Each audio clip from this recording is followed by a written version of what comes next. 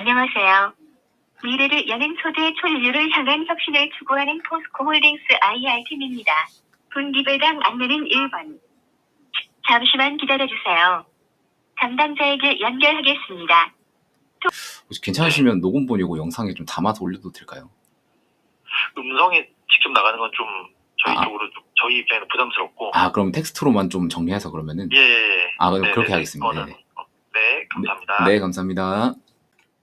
자, 앞서 들으셨던 것과 같이 지금 포스코홀딩스 IR 담당자님이랑 통화를 마친 상태고요. 제가 통화의 풀 내용을 여러분들께 유튜브에 공개를 해드리고 싶었는데 그 담당자님께서 이제 녹음본을 공개하는 거는 좀 부담스럽다고 하셔서 일단 텍스트로 제가 따로 정리를 했습니다.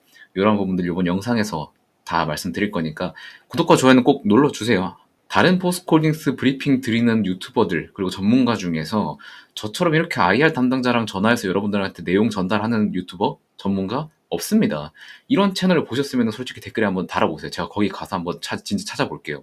그만큼 제가 저의 개인 투자, 포스코홀딩스의 개인 투자 목적도 있지만 같이 투자하는 포스코홀딩스를 함께 투자하고 있는 여러분들과 이러한 내용들을 공유하기 위해서 이렇게 노력하는 모습을 보시더라도 구독과 좋아요는 꼭 한 번씩만 부탁드리면서 영상 시작하도록 하겠습니다. 저 진짜 이렇게까지 했는데 구독 안 눌러주시면 진짜 너무 서운하거든요. 그러니까 그런 부분들 한번 고려해 주시고 구독과 좋아요 한 번씩만 꼭 좀 눌러주시면서 영상 시청해 주시면 감사드리겠습니다. 자, 지금 표지에 보이시는 것과 같이 10월 21일 날짜로 문의를 좀 드렸고요. 포스코홀딩스 IR 담당자 통화 내용입니다. 자, 총 8페이지로 정리해서 여러분들께 소개를 드리도록 하겠습니다. 자, 일단 크게는 기업가치 재고 발표 계획, 그리고 철강 부분, 리튬 부분, 전고체 부분 이렇게 4개로 쪼개놨어요. 자, 그래서 하나씩 좀 살펴보시면, 자, 첫 번째는 기업 가치 재고 발표 계획 부분입니다. 첫 번째 질문은 8월 29일에 포스코홀딩스 공시에서 기업 가치 재고 관련 공시를 4분기 내로 발표하겠다는 내용을 좀 공개를 했었는데, 구체적인 발표일이 정해졌는지를 좀 여쭤봤어요. 근데 아직까지 정해진 일정은 없다고 합니다. 그리고 4분기 내에 발표하는 걸로만 정해져 있어서 일단 한 달 이내로는 나올 것 같긴 한데 정확히 언제 낼지는 담당자분도 아직은 확정이 안 됐다고 얘기를 해주셨습니다.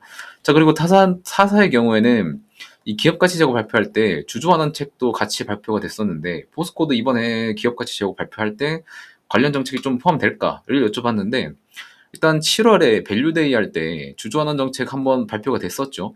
이 외에 추가적인 주주환원 정책은 아직까지는 정해진 바가 없다고 합니다. 자, 그래도 이후에 계속해서 주주환원 정책을 펼치고 있는 포스코니까 기대해볼 만하긴 하지만 당장은 없다. 이번 기업가치 제고 발표 계획에는 포함은 안 된다라고 말씀을 해주셨습니다. 자, 그리고 철강 부분 같은 경우에는 이제 조선사 같은 경우에 제일 중요하겠죠. 호판 가격이 아직 결정이 안 된 걸로 알고 있는데 하반기 가격 협상은 어느 정도까지 되었나를 여쭤봤어요. 자, 근데 조선사 호판 가격 같은 경우에는 보통 반기가 지나야 좀 결착이 되는 걸로 알고 있다고 해요. 자, 그래서 이런 호판 가격 협상 같은 경우에는 내년 초에 마무리될 예정이라고 합니다. 자, 그래서 지금 당장에 올해에 이제 호판 가격 협상이 이루어질 것은 좀 기대하기 어렵고 실제로 뉴스에서도 호판 가격 협상이 계속해서 딜레이 된다고 얘기를 하고 있기 때문에 그런 부분들을 생각했을 때는 내년 한 1, 2월쯤에 나오지 않을까라고 보시면 될 것 같다는 말씀을 드립니다.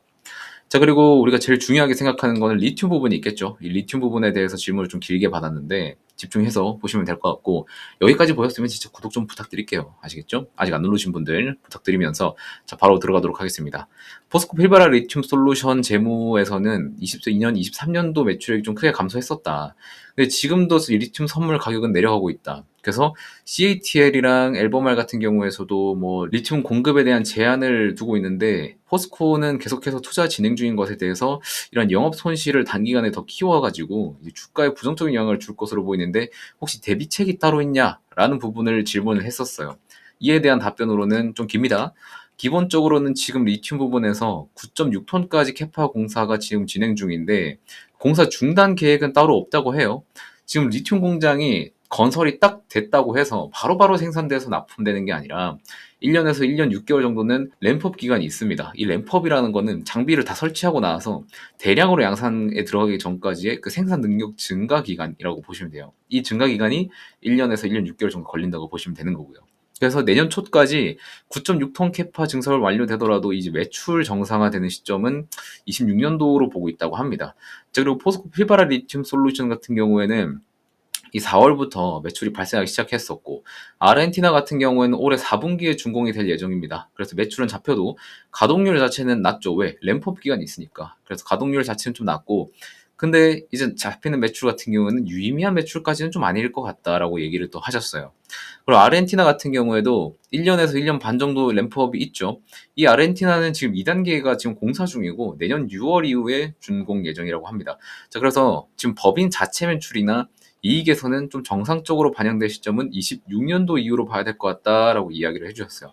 그래서 결과적으로 리튬 부분의 본격적인 매출은 26년도부터 실질적인 매출로 반영될 것이다 라고 좀 정리를 하시면 될 것 같습니다. 자, 그리고 두 번째 리튬 선물 가격이 지금 내려가는 것도 맞지만 외부 리튬 가격 전망 기관에서는 지금 현재 수산화 리튬 기준으로 9,500불로 되어 있는데, 이게 지금 단기간으로는 한 12,000에서 13,000불까지, 뭐 과거 80,000불까지는 안 되더라도 우상향하는 것으로 전망이 되어 있다고 해요. 자, 그래서 포스코홀딩스가 공장 가동화가 정상화되는 2026년 시점에는 지금보다 리튬 가격이 좀 더 나아질 것으로 전망하고 있고, 공장 캐파를 계속해서 늘려가는 중이라고 합니다.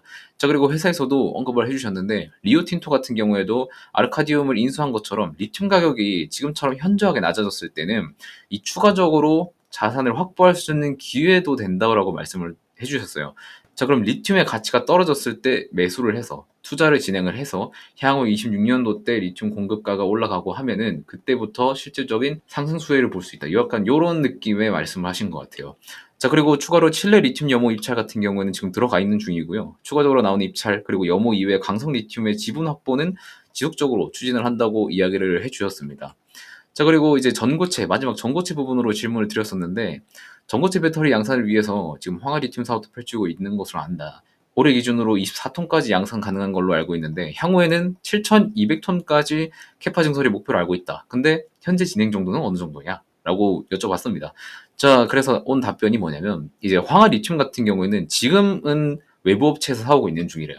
자, 그래서 24톤 양산 캐파, 요거는 지금 양극재 소립 고체 전해질이라고 합니다. 자, 근데 이 고체 전해질 같은 경우에는 소립과 대립으로 구분이 된다고 해요. 자, 대립은 전해질의 역할이에요. 봐봐요. 배터리가 있는데 이제 이렇게 딱딱 나눴을 때 여기가 양극재고 음극재고 지금 전해액이잖아요. 그럼 요게 전해액에 들어가는 나중에 고체로 바뀌는 여기가 이제 대립 고체 전해질이고요. 그 다음에 이제 양극재에 들어가는 전해질이 또 따로 있습니다. 이게 소립 고체 전해질인데 포스코홀딩스에서는 소립을 취급하고 있다고 해요. 자, 근데 이 소립 같은 경우에는 양극재 성능 용도고, 고체는 우리가 고체 전해질로 바뀌게 되면은 이 액체보다 리튬 이온 전도점이 낮기 때문에 양극재에 고체 전해질을 넣어줘서 리튬이 이동이 잘할 수 있게 만들어주는 이런 역할을 하는 거죠. 그래서 전고체로 바뀌게 되면은 이 소립 고체 전해질은 굉장히 필수 요소가 된다는 이야기가 되는 겁니다. 자, 그리고 두 번째 또 질문. 현재 롯데에너지 머티리얼즈가 300톤, 레이크 머티리얼즈가 120톤 양산 가능한 걸로 알고 있는데, 타사 대비해서 포스코 경쟁력은 어느 정도로 볼 수 있을까를 여쭤봤어요. 일단 생산 캐파는 포스코가 압도적으로 커질 것이기 때문에 이런 부분에서 양산 캐파 외에 다른 메리트가 어떤 것들이 좀 여쭤봤는데, 포스코홀딩스의 이 황화 리튬 제조 공정 같은 경우에는 롯데에너지 머티리얼즈랑 레이크 머티리얼즈 기업들이랑은 좀 다르다고 합니다. 염화 리튬이나 탄산 리튬에서 황화 수소 가스를 넣는 방식으로 생산을 해요. 이 두 개의 기업에서는. 근데 포스코는 광양 리튬 공장에서 이 수산화 리튬을 생산할 때 황산 리튬이 나온다고 합니다. 자, 그래서 이 황산 리튬을 가지고 황화 리튬을 생산하는 공정을 계획 중이라고 해요. 이렇게 되면은 이 두 기업들 이외에 또 다른 전고체 리튬, 황화 리튬 생산하는 기업들 대비해서 단가가 많이 좀 저렴해지는 효과가 있다고 합니다. 자, 그래서 생산량 대비해서 단가도 저렴해지는 경쟁력을 좀 이용해서 향후 시장을 좀 개척해 나갈 것이라고 좀 얘기를 했습니다.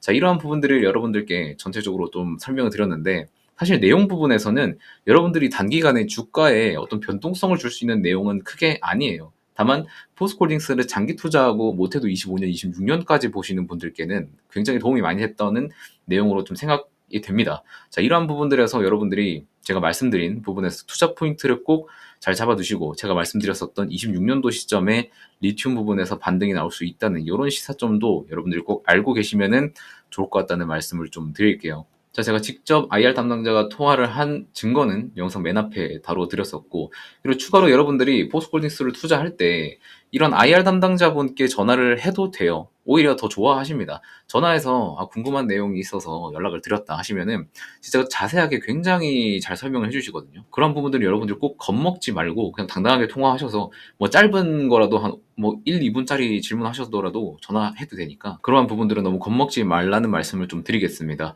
자, 그리고 제가 이렇게 노력한 만큼 여러분들은 어떤 걸 해주셔야겠죠? 구독을 눌러주시고 좋아요를 눌러주시면 되는 겁니다. 자, 그리고 향후에도 포스코홀딩스 나는 궁금한 거 너무 많은데 아이아 담당자랑 연락하기 좀 무섭다 하시는 분들은 자연스럽게 댓글에 남겨주시면 제가 그런 부분들 답변을 따서 여러분들께 설명을 또 추가로 드리도록 하겠습니다. 이러한 노력을 하는 유튜버가 어디 있습니까? 이러한 노력을 해서 여러분들께 정보를 전달드리는 전문가가 어디 있습니까? 저는 포스코홀딩스 검색하면은 이렇게까지 영상을 찍는 사람들 못 봤어요. 그러니까 여러분들 어떻게 해야 돼요? 당연히 구독 눌러주셔야겠죠. 저는 여러분들의 구독만 있으면 얼마든지 힘내서 포스코홀딩스에 대한 정보를 취합해서 여러분들께 전달 드릴 준비가 돼 있으니까 구독만 꼭 눌러주시고 영상 시청해 주시면 감사드리겠습니다.